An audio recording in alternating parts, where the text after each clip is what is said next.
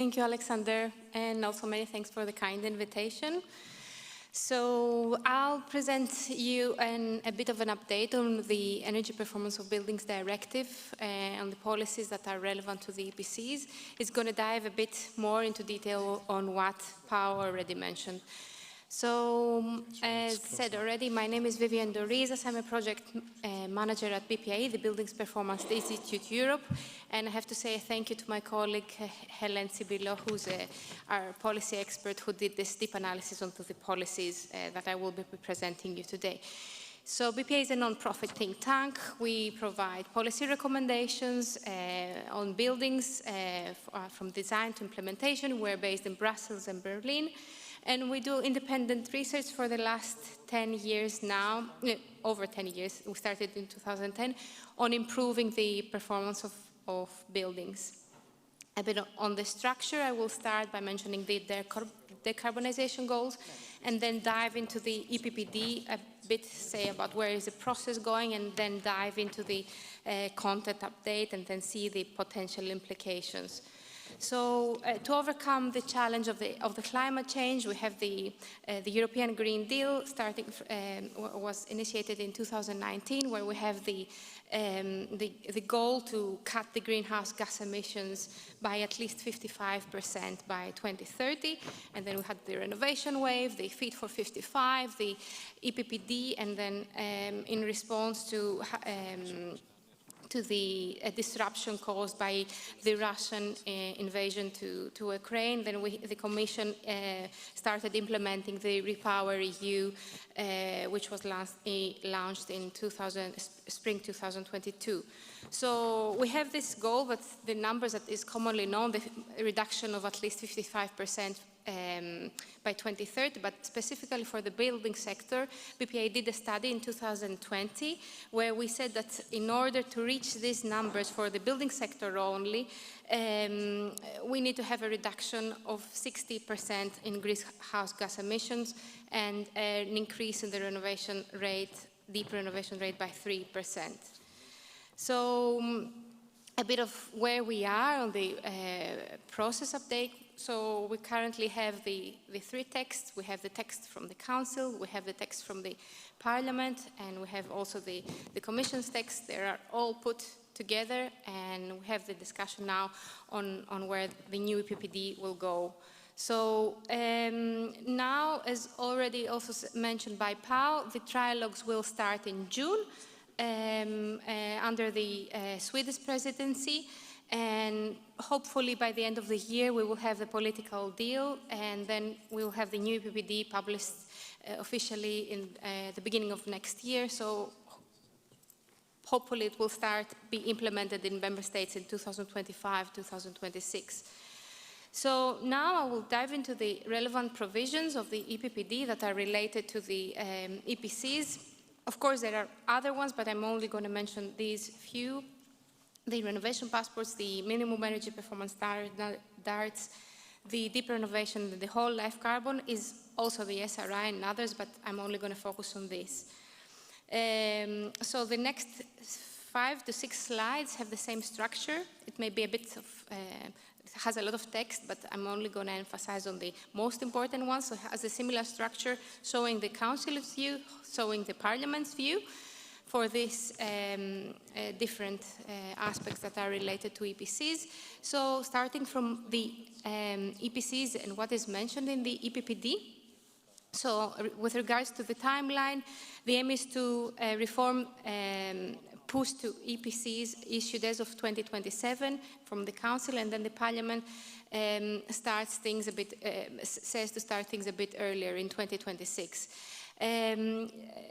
The G is the worst performing buildings, but there is no mention from the Council's view on what percentage this represents on the entire building sector, whereas we have the Parliament that we talk about G, which represents the 50% of the worst performing buildings at national level. And the worst performing buildings from the Council's view, they are supposed to be defined at national level.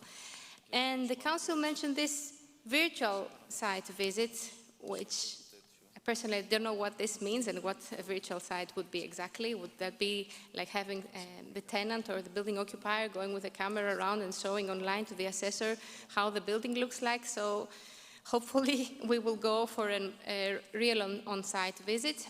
And then we have, on the Council's view, talking about the validity, increasing that from 5 years to 10 years for all the grades of EPCs, where the Parliament talks about a validity of 10 years only to A, B, and C, and where we have a lower validity for the EPC ratings that are below the C. And then we have the renovation passport. The Parliament gives a more detailed definition. Talks about deep renovation, talks about reaching that in maximum numbers of steps, and then reaching zero energy building by 2050. Also, the Parliament has a reference there in the integration of the digital building logbook, which would be also ideal. And then, again, in the Council, also for the renovation passports, again refers to this virtual on-site visit. Moving on to the MEPs for non-residential ones. Again, the Council says to phase out the 50% of the worst performing buildings by 2030, and the Parliament is a bit more ambitious and is generally more ambitious, mentioning specific classes to be reached by specific years, like E in 2027 and like D in 2030. And for the non-residential one, again, the Parliament's view is a bit more specific, like talking about phasing out buildings, worst performing buildings at specific dates based on specific EPCs classes. And also on the ambitious is to reach at least E and D by E by 2030 and D by 2033. The other provision is on the deep renovation. Here the Council mentions renovation to NZEB before 2030 and to ZEB as of 2030. And the Parliament also starts things a bit quicker by 2027 and ZEB as of 2027. And on the additional definition, the Parliament talks about reducing at least 60% of the primary energy demand for worst performing buildings. And worst performing buildings, as I said before, is classes E, F, and G for the Parliament, whereas for the Council are supposed to be defined at national level. And we also have the whole life carbon. It wasn't really mentioned in many of the projects, but they also started a few years ago. We have the Council's view that it talks about that the new construction should disclose whole life carbon on EPCs as of January 2030. And then the Parliament talks about having these life cycle emissions progressively to be taken into account and for the Member States to establish whole life cycle of greenhouse gas emission to reach the targets.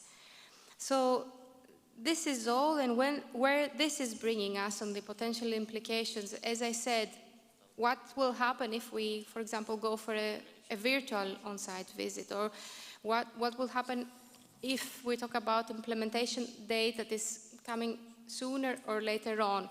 It would be great of having the integration of the financial support and having the integration also of the digital building logbook, but again also the validity is an important other aspect, because if you have a longer validity, for example, of 10 years, it cannot be used as a trigger point after 5 years to make you renovate. So these are other aspects to include.